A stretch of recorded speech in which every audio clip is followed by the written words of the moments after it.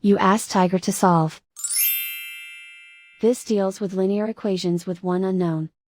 The final result is x equals 6. Let's solve it step by step. Simplify the expression.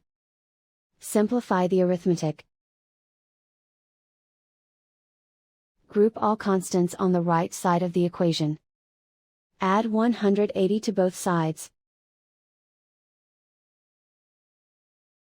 Simplify the arithmetic.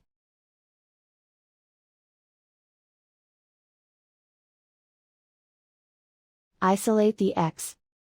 Divide both sides by 30. Simplify the fraction. Find the greatest common factor of the numerator and denominator.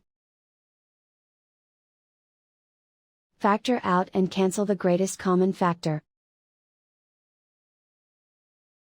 And so the final result is x equals 6.